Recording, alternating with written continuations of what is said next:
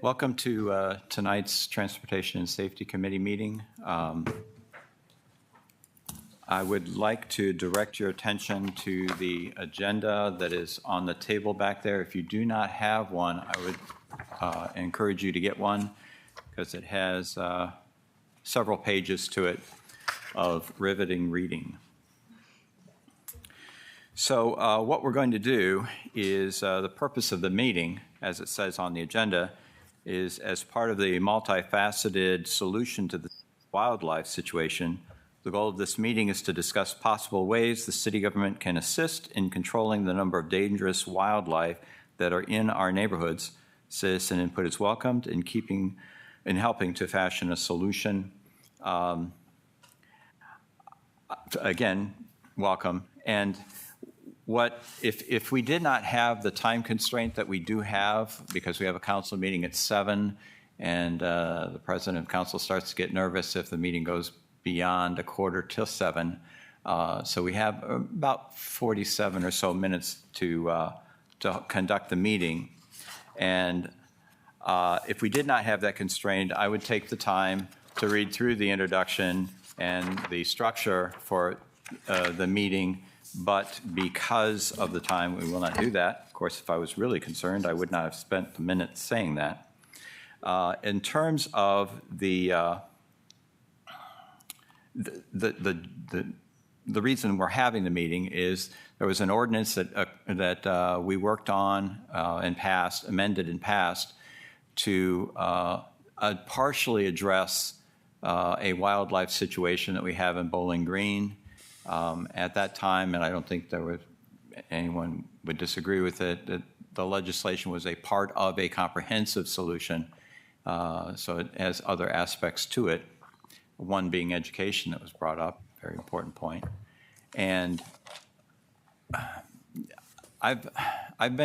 we've had people come to lobby visitation with noting problems with wildlife. The examples have been skunks, possums, and rabid animals.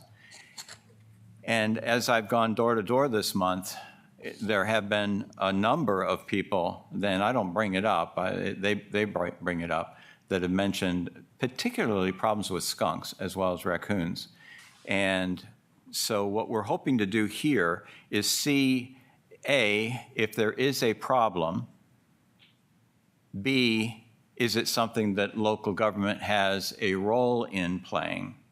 And then if both of those are affirmative, then go on to talk about the structure to try and figure out if there's a consensus on a way forward to try and tackle the issue if we've determined that there is one.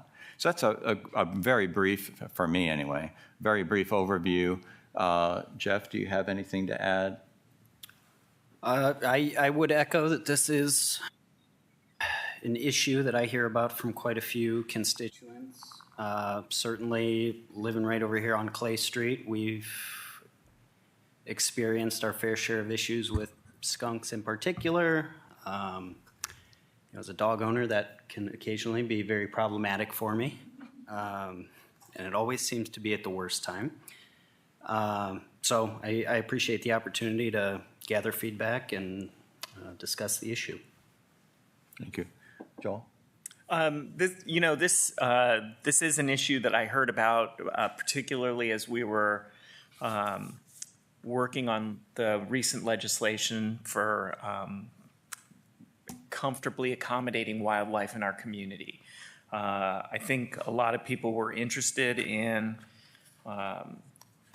further avenues of support, and we did have some constituents speaking at the last council meeting in favor of a management specialist, which we used to have.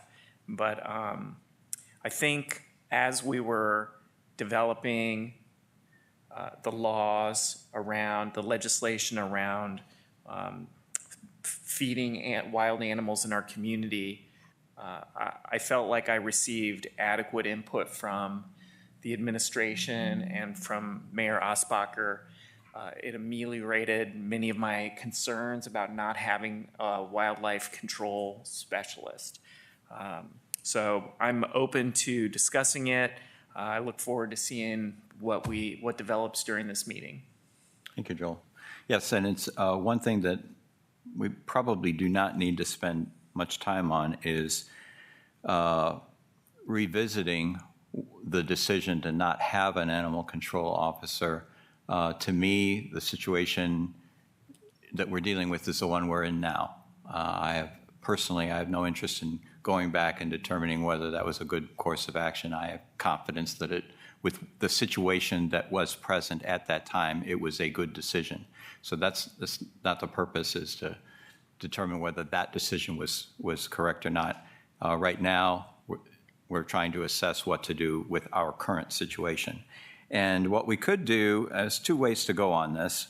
One is for us as a committee to start our way through the structure and ask the questions. That's option A. Option B is to get citizen input first. And there's good reasons either way, but if you have a preference, let me know. Otherwise, we'll have people speak. Mr. Chair, if I could ask just a point of clarification. What year did we not fill the animal control officer position? Is that 2020? 2019, I think. So it's now roughly 4 or 5 years since, okay. Sorry, that does not answer your question, but it'll give me valuable perspective as we... That's what we're here for. Okay, so if someone would like to approach and discuss their views and so forth, please do. There's no sign-up sheet for this, so whoever gets to the podium first goes first. And I just ask that we are under a time constraint. If you can be succinct, and I realize the irony of my asking for somebody to be succinct. Please state your name and your address and give us the benefit of your thoughts.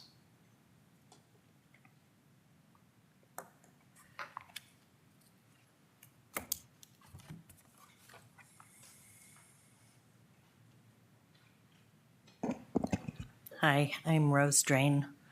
I'm known as an animal lover.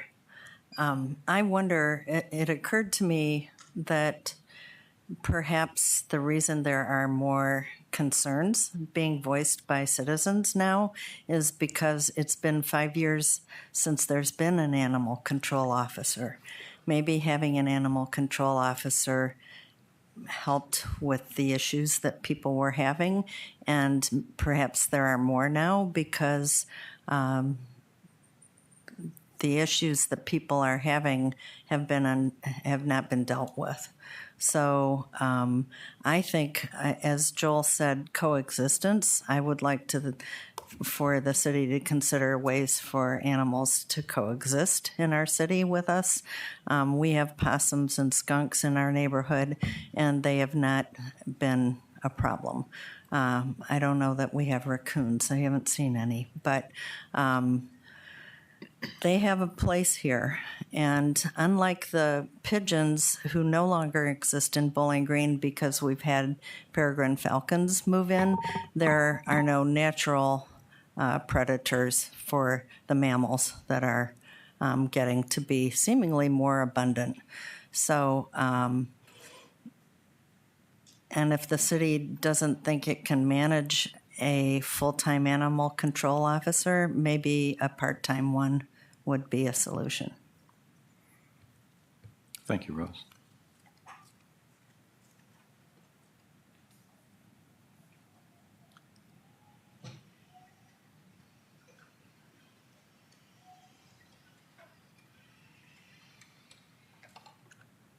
Hi, my name is Debbie Thompson. I live at 1003 Chauncey Lane, apartment 32. It's out South College and 4th, senior living. And I hear a lot from the different people that live back there that last week they've been seeing coyotes back in there. This morning, one of the ladies said Saturday she had a big snake, which I don't know. She said there's snake holes and stuff back in there. I've never seen a snake, but I do know that skunks are out in that way too. So I just wanted to voice that it's not just in the neighborhoods or whatever, but it is out in that area. And then my other suggestion, just if you, I don't know if anybody's ever contacted Nature's Nursery, White House Waterville area, their rehabilitation place for wildlife. And I know one of the founders of it, went to school with her, had asked if somebody could maybe come tonight, but that wasn't possible. But I can certainly get you the information, and maybe that might help in some areas at some point, so. Thank you, yeah, I'd appreciate that if you could do that.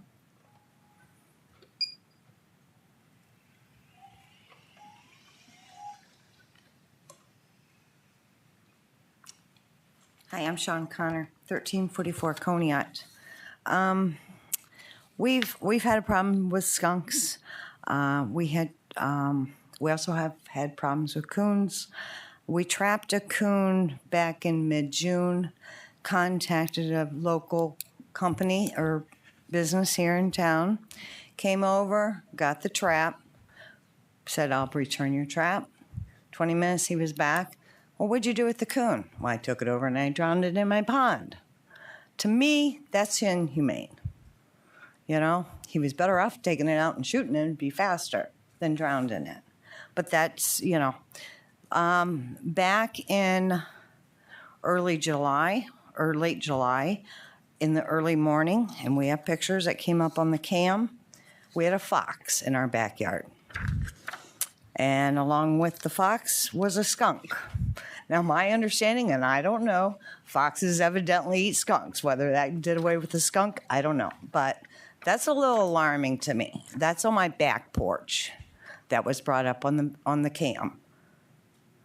That kind of scares me.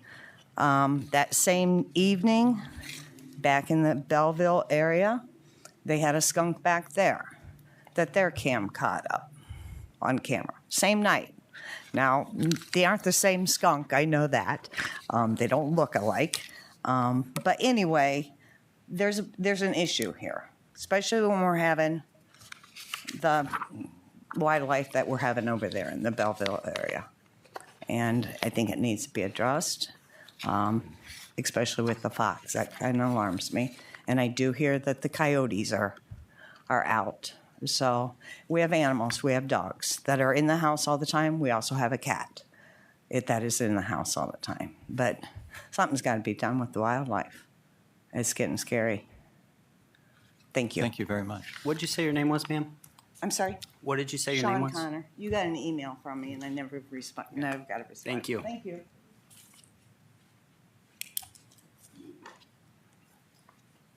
Hi. I'm Shannon Warman, 225 Sandridge. So I think one of the issues that I would like to see addressed, certainly we have our share of animals being by the trail.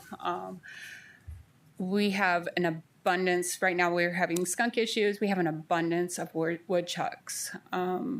We moved here in 2020 and thought it was just almost humorous, the amount of woodchucks we had. So we started keeping track of it, and in the 4 years we've lived here, there's been over 45 that we've had to take care of. I mean, it's unbelievable. And the cost, when you call one of those companies to get rid of it, it's a really enormous cost when you're talking about that many. So I can understand why some people don't take care of it, and then that just leads to others. So we definitely had to take measures that we do not want to take. But I feel like there's got to be something, if we don't have the city help with that. It's under all of it's our sheds. They're under our home. They get everywhere. So I would love to live with them, but they're not giving us a chance for that. So whatever we can come up with would be great. When we first moved in, we actually did have the wildlife officer come out, which was helpful. Yeah. But we got to somehow figure out a way to share some of the cost of this. Yeah. So thank you. Thank you. 45.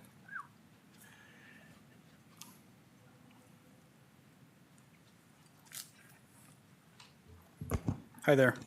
My name is Phil Simon, 209 Sand Ridge Road. Shannon is my next door neighbor, and my neighbor on the other side, Kathy, is here as well. So yes, we do have a significant rodent issue, as well as skunks, as well as possums, as well as at least 2 diseased raccoons within the last year. I think the biggest impact for myself is the deer issue. I hesitated to bring that up just because we're talking a lot about smaller animals, but it's really an issue. So I was born, raised, grew up, went to high school, college in Bowling Green, and chose to purchase my first home here on Sand Ridge Road. And due to the location, I had visions of having a garden, having fruit trees. That's impossible. Just on the trail, the several times I walk, there's a herd of at least 12 deer. And looking at the numbers, a yearling doe and older has a 90% success rate of having offspring, and 70% of the time it's 2. So those 12 deer are likely to produce 70 or more offspring within 5 years. That's not the compounding effect of their offspring having offspring. It really is an issue. It's an impact to it's financial impact to citizens. It's a safety hazard. As the herds continue to grow, we're only going to see more and more vehicle accidents relating to deer, especially with as rural as we are. And then it's a cost to our local ecology and our conservation efforts. With no natural predators in Bowling Green city limits, there is no control of the herd. And when that happens, you're going to see increases in diseases amongst the population, which is going to lead to a far bigger impact on that population of deer. I think it's great. I love going to St. John's Preserve, seeing the deer. I think they have a place in an area like that, just not in everyone's backyard all the time. I do consider myself a conservationist. That's why I think this issue is extremely important. We're talking about measures. This may not make me popular, but Toledo Metro Parks has put out their plan since 2016 for population management of deer. They're very transparent about it. They put their plan out every year in regards to a call with professionals. And it's been very successful in 2023, 2024. They're actually able to provide 6,000 pounds of meat and food to people in need within the Toledo area. So there's a significant impact to our community, but I think that if it managed well, we can manage to coexist with animals in our area, but we have to take care of it soon, or we're looking at a much bigger cost in the future. Thanks. Thank you very much.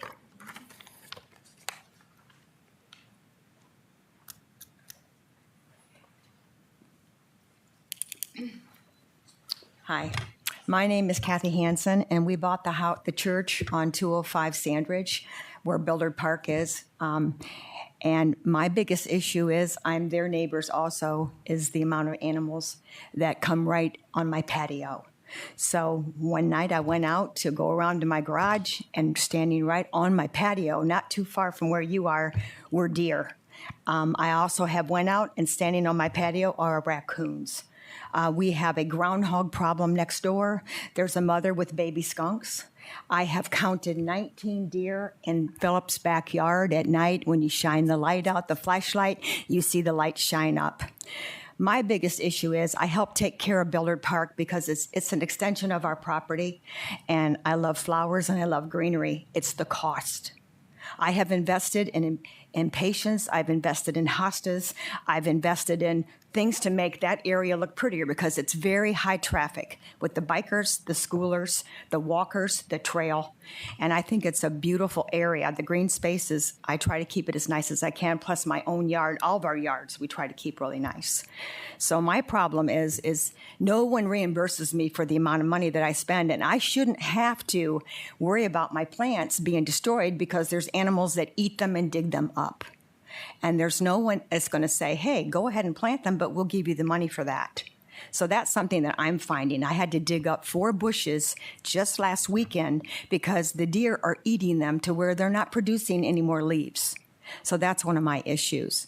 But the problem is when you think about the disease that they can carry, what I don't want to have happen is down Sandridge Road, 11 o'clock at night, here come deer.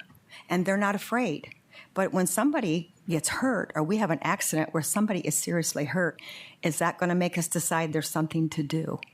So I'm very concerned. If I want to live out in the country where the animals are and run wild, I live out in the country. And I love animals. I respect what the woman back here said. I love animals just as much as she does.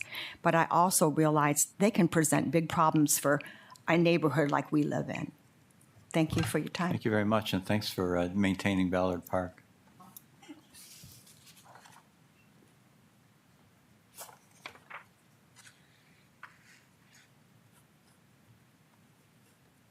Brenda Pike, 543 Haskins Road. I too am an animal lover, and I really enjoy just watching the animals out in nature, but we have a definite problem in town. Before I forget to say it, I would like to be an advocate for getting a new animal control person in place. So every evening I take a walk around the neighborhood, which is, it involves Conneaut Hill and the hospital area. Every night there are deer. I know for a fact, I have photos actually, that at Conneaut Hill there are at least 6 deer that are living there. There's a trail where they come in and out every single night. I have a fenced-in yard. I plant a garden, and even though there's an ordinance in place that says I can't feed the deer, I'm feeding the deer. The deer are jumping my fence, coming in my yard, eating all of my garden, and I have spent so much money with deer deterrents trying to keep them out of my fenced yard in town that it's ridiculous. I shouldn't have to do that living in town. It shouldn't be a problem that I would have to have that expense. The other night, we let our very small dog, he's only 12 pounds, we let him out into the backyard only to watch him encounter a deer in our yard, and we of course feared for his safety since he is so small, because he startled the deer and then the deer couldn't figure out how to get back out. And so it was running into the fence, trying to get back out as the dog is barking, and we feared for the dog's safety that he would be harmed because of deer is in our backyard. Additionally, we have also, I will concur with the woman who has photos, there is a fox. I watched the fox in a standoff with a doe at Conneaut Hill the other night as she was protecting her 2 young. There were other people that actually stopped to watch as well. So we do have fox also. We too have the problems with the skunks, possums, raccoons, those type of animals as well. That's why I would like to advocate for a new officer to be put in place. I know there's no simple solution to the deer problem, but I just think something needs to be done in town. They're beautiful.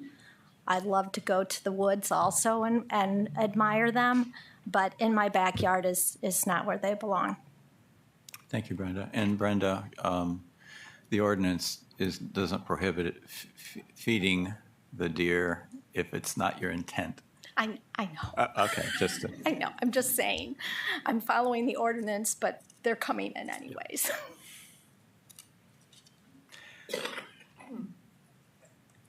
anyone else?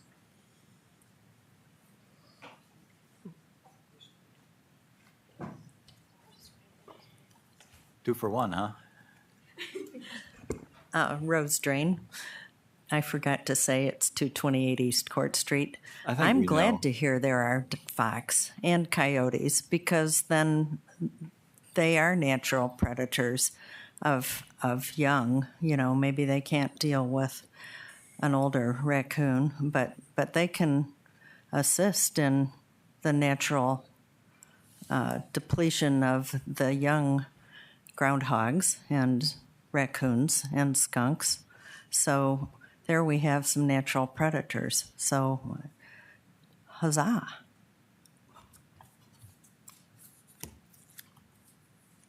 Anyone else? And yes, you are allowed to come back up. Okay, thank you very much. Those very helpful comments. What I'd like to do now, and we've got 20-some minutes, is the framework that you have in front of you. First, there's a series of questions related to this. One is, do we have a problem? And so perhaps this committee could discuss that, and that will help determine if there are any follow-up questions. Do you have anything to say about the question of do we have a problem? Sure. I certainly appreciate everybody who came out today. I think the anecdotal evidence is very illuminating. I think for me, what is as persuasive is the number of calls that our animal control officer was getting when we did employ one. 2017, 190 calls, 2018, 205 calls, 2019, 100 calls. So this individual, in presumably a 48-week work year, is responding to roughly what I guess that'd be on average about 190 calls. Seems to me like there is a problem, or was a problem, up until 2019 when we eliminated the position.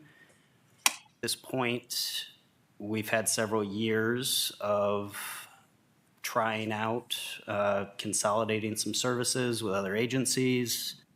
The dog warden is one that I think has taken on quite a bit of the work that this individual was doing previously. It does seem now that we've got more of an issue with wildlife that maybe the dog warden is not addressing. I think our ordinance that we passed recently, when it comes to deer, some of the turkeys, for example, I don't think the ordinance we recently passed has been in place long enough to really see how effective that is going to be. So when it comes to addressing your deer and your turkey, I think we need to wait and give that time, the education efforts in addition, I should mention. Now on things like skunks, possums, things that were not addressed by that ordinance, that I would be in favor of, let's evaluate right now how we can address those. I'm not sure an animal control officer would be the best way to do it. It might be. So I guess that's where, based on the feedback I've gathered, that's where I'm at right now. So do we have a problem? Your answer would be? I would say yes. I think that the data over the past several years suggests, and the feedback that I've gathered certainly, and the evidence we've heard tonight would suggest that there is a problem. Okay, thank you, Jeff. Joel? I would concur. I think that, from the calls that I've been receiving, from the feedback that I received while we were examining the legislation, I think the community as a whole has acknowledged that we have an issue. The skunks in particular this year, for whatever reason, I've heard more about them than I have for a long time. But once again, we did take some steps to address this with our recent legislation. So I think with the larger, before we start talking about a cull or anything like that, I think we should give that legislation time to play out. But I do feel like it's a holistic system that we need to set up. And, I spend a lot of time out in Colorado, and for sure, wildlife is a huge issue out there, and there is legislation about feeding the animals, but there's also wildlife specialists. So maybe we don't need to talk about an animal control officer, but maybe Parks and Rec has a role in this. Maybe we could be talking about a wildlife management specialist instead of an animal control person. Then we can look at it holistically. We can be examining whether there's like trash problems that are attracting rodents. Perhaps we have like food, easily accessible food that's attracting deer. So we can begin to look at the whole system. And I think, we don't need to go back to what we had, but I think there are options that are available that would address the needs of the community right now. Thank you. And my response to, do we have a problem? Yeah. Next question is, and both of you have partially answered that already, and that is, does the city have a role to play?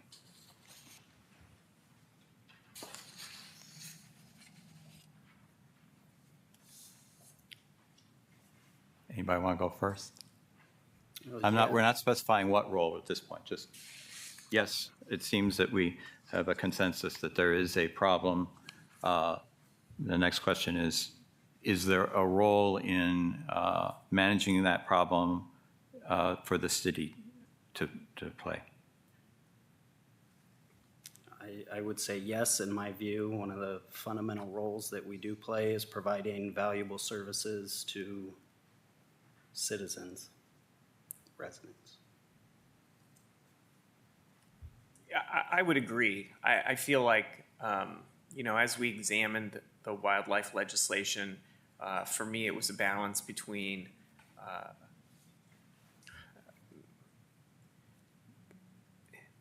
limiting rights for community members, which we did do, versus the need for a safe environment within the city. I think just laying the legislation out there without support from the infrastructure of the community is probably long-term going to be insufficient. So I do feel like this would be an additional, the examination of somebody who could be in charge. If we have somebody who's in charge now, I think we definitely have people that are managing, addressing wildlife in the parks right now. If we could hear from them about what actions are currently being taken, I think it would give us a better understanding of the scope of what the further ongoing need would be. Okay, thank you. So I don't know that I have enough information to make a statement about what we need tonight. I wouldn't mind examining whether there can be a role in Parks and Rec.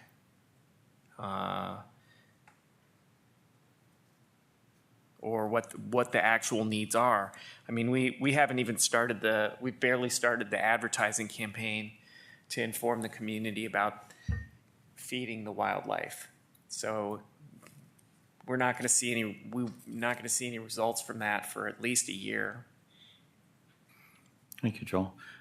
For me, I've been, right or wrong, I've been separating the deer issue from the skunk, possum, fox, coyote, rat, larger versus smaller animals, if you will. And the causes and so forth are quite different from what the information I've gathered.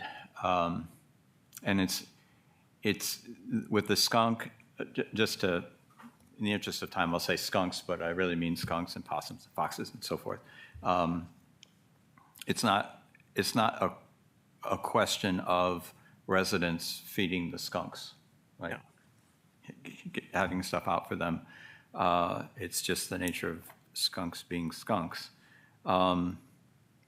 So in terms of the city having a role to play, To me, yes. And these are the easy questions. Okay, so once we've and it may be role or roles. Joel's point is well taken, and that is it may be that we have something, for example, a solution for within the parks, a partial solution where the expertise of certain park personnel might come into play.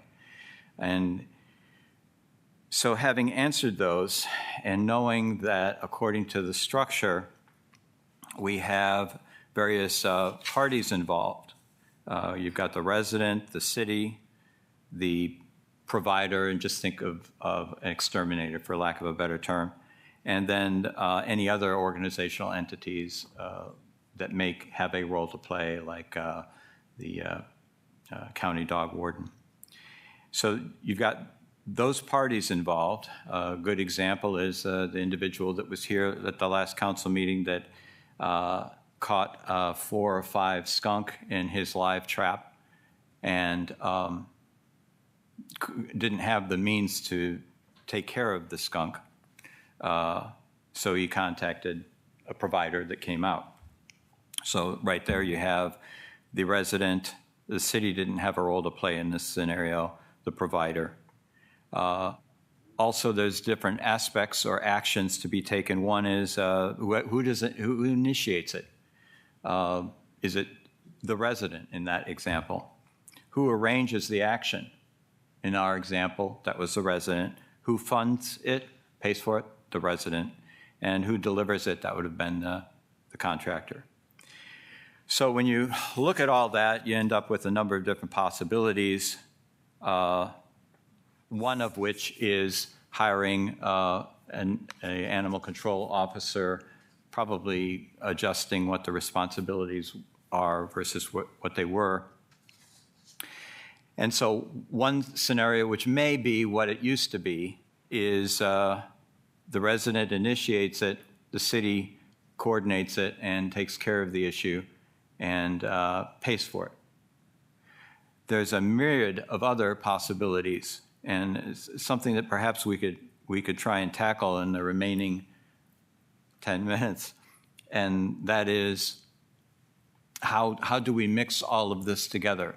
One example that I gave in the 2-page summary was if we don't hire an animal control officer or someone like that, but go ahead and take advantage of the expertise that is in the community with people that are exterminators, basically, then what we could do is put together a mechanism by which those contractors that are interested in doing business through the city mechanism would apply for, meet certain requirements, and agree to certain funding, certain charges. And so if a resident does have a problem with skunk, let's say, they could contact the city would go through this list in a sequential fashion of the approved contractors and give the contact information. The resident would then work with that contractor and have that taken care of, and then a portion of the cost would be paid for by the resident and a portion by the city. That's just one example of a way that could have some sort of a balance in how we approach this, where we're not hiring a full-time animal control officer. We're negotiating to have the various contractors if they choose to work this way. And so anyway, that's one. We can ask a series of questions. Those 4 questions are there. We have about 6 minutes. Obviously, we're not going to get through it. But who should initiate the action? You've got somebody with a skunk for the 4th time in their backyard. Who initiates the action? Right now, it's the resident. It could be the resident. It could be we have someone working for the city that goes around looking for these situations, or both. probably the simplest would be a resident that would initiate it. They see the problem, they contact the city. Any thoughts on? I guess I would not want to, well, to me, a resident initiating the process seems to make the most sense. Yeah, I mean, I have most of these animals in my yard, and the only one that bothers me periodically is the skunk when it sprays my dogs, and the raccoons when they're trying to get in my roof. So, when the animals themselves are not a problem for me, I'm content to coexist with them unless they're causing me a problem. So as the resident, I would know when it's a problem versus when we are peacefully coexisting. So I am just, I think the question for me becomes like when, I don't know that I believe the city should be responsible for a raccoon in my attic. So I think reasonably the city might have a role in monitoring the general populations and less of a role with specific homeowner problems. So I would rather see a holistic system of management than somebody who's responding to animal calls. But that's just me. No, well, it's not just you, it's you. Yeah. It's important. Yeah. And you bring up a couple of really good points, Joel. One is, if it is a resident initiated, then if you don't have an issue, you don't call. And the other is perhaps in terms of setting up the structure for cost sharing, if it's something that's inside or under a house, that's different than if it's something on an adjoining property or just roams through the neighborhood. So those are really good points. As far as for me answering the question, I would say resident as well. And again, it's 5 minutes to go through this. And honestly, the answer to question 2 might be influenced by whatever question 3 or 4 is. So we're kind of forcing a sequential action when it's actually probably iterative. But who should arrange the action? And that gets to the fundamental question of, does the city have a role in arranging it? Right now, if somebody and correct me if I'm wrong, but right now, if somebody calls the city police non-emergency number, they have a list. And so right now, if I'm remembering correctly, the city does play a role. They have you don't have to go through the city. You can look it up in what the equivalent of what used to be the Yellow Pages. But that's an example of a role that the city could play.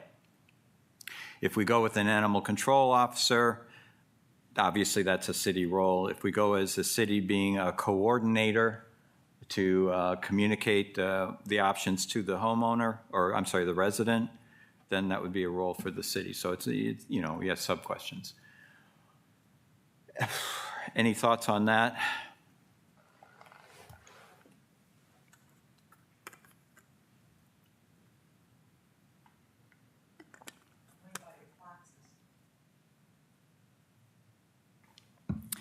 Then I think, since again, we're actually doing much better than I thought we would do, what do you think the next course of action is as a committee? We could meet again and continue to hammer through this, or maybe come up with some options and vote from those options as opposed to just do it question by question. I kind of feel like, your preparation for the committee meeting was thorough. But there's a few questions I have in my head. When I spoke with Mayor Osbacher, most of the calls that went to the animal control officer were dogs. So like of those 190-ish calls, how many of them were dogs that are now being taken care of by the dog warden? And then even if we had someone that, for lack of a better term, addressed the issue with vermin, you know, we still have private suppliers. We have private providers in town. Like, why does the city pay for some of those and not others of those? I think we need more information before we start to address solutions. I guess I'd like to hear from the administration about how they're dealt with now. I do know that we have a contract with the Wood County Animal Control Specialist. So it's not that we don't have access to animal control, it's that we don't have supervision over that position as a city. So maybe it's about informing people about how to get a hold of the county animal control specialist. I think there's options that are not visible right now. I think probably a little bit of study of the situation. I mean, I don't know why there's so many skunks right now. We all know there's more skunks. I saw one on the trail. I saw one in my backyard while I was sitting on my porch. Heard one in front of my front door when I was going out. Didn't want to go out right then. But maybe they're here because they're eating the cicadas right now. I don't know. So I think we need some information from the administration about like the need. We need some information from other communities about what the best resources are for addressing some of these issues. And, you know, really we need a knowledgeable person to know whether it's a transient issue, which the skunks is probably a transient issue, or the deer, which is probably an endemic issue, which we need to address. So I think we need to figure out which ones are real problems and which ones are just a nuisance momentarily. And then I think studying like what the best, we have been working with outside agencies, for lack of a better word, about what some of the solutions are. Like we actually had advice and input on the legislation. We tailored a little bit to fit the needs of our community. And then, you know, that was one part of the solution. This may need another solution, but I think we need resources beyond what are available here tonight to do that. Okay. Thank you, Joel. For a second, to solve the solution for me, John and I have talked about it, and this is really not really fair to fence in my whole yard. Yeah. And that's the cost for me that I don't want to do. I love to look out and Phil's got a wonderful backyard, so does Shannon. I like to look out and see nature. I love to see trees and plants and flowers, which we can't have in our neighborhood, which I also brought up maybe next year I'm not gonna plant flowers. I love the look of them, they're beautiful, and I should be able to have flowers. He should be able to have a garden. She shouldn't have her back door all scratched up because a raccoon wants to get in. And I really do not want to fence in my whole yard to keep wild animals out. And I love animals. I have a cat. I love animals. But when they become destructive and you have to pay for the destruction that they do, or you're afraid to go out in the evening and sit in your backyard for fear what critter's going to come up right beside you, and that is an issue. Thank you. We've already, I appreciate that, of course. We already have determined that there is an issue and that there's a role to play for the city. What we're trying to do is figure out a solution given that. So you're seeing government in action. And what I mean by government in action, I mean two separate words, in action. Hopefully it will not go in the category of inaction. Jeff? I'm certainly feeling active. As a general matter, I'm reluctant to rely on the county for providing services that we should be providing. We've seen that in numerous areas. Housing, for example, they do not dedicate the resources in many cases to our community individually that it takes to fully address the problem. That makes sense. They've got 115,000 residents to serve. I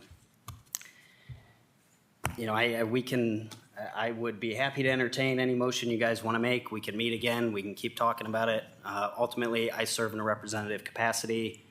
I hear from a number of constituents that this is an issue. So, the wildlife in my backyard does not bother me. That's why I purchased a wooded lot. There's wildlife, bats, squirrels. I do take issue with another comment that was made, and that is that if there's a raccoon in somebody's attic, we don't have a responsibility to address that. The folks I hear from with raccoons in their attics are living in rental properties. If we're going to provide the service and somebody's got a raccoon in their attic and they want us to provide any sort of assistance, whether that is educating them on how the raccoon's getting up, what they can do to prevent it, or pulling it out of there and getting rid of it, I'd say if we're going to do it, let's do it. I don't want somebody that's just going to capture the skunk that's on the back end of the property and get rid of it without doing anything else. So Okay. I acknowledge those that. would be my. Yeah, what we'll do is I'm purposely not looking Mark's direction because I'm 4 minutes over. You notice he's crept up. I will schedule another meeting. I'll try and put something together to get some questions answered, and we'll schedule another meeting to continue with this. And honestly, the prospects of it getting done tonight were pretty slim, and I'm actually very pleased and thankful to both of you for us getting as far as we did get. So thank you all. If there is no objection, I will call this meeting adjourned, and we're adjourned. Thank you all for coming.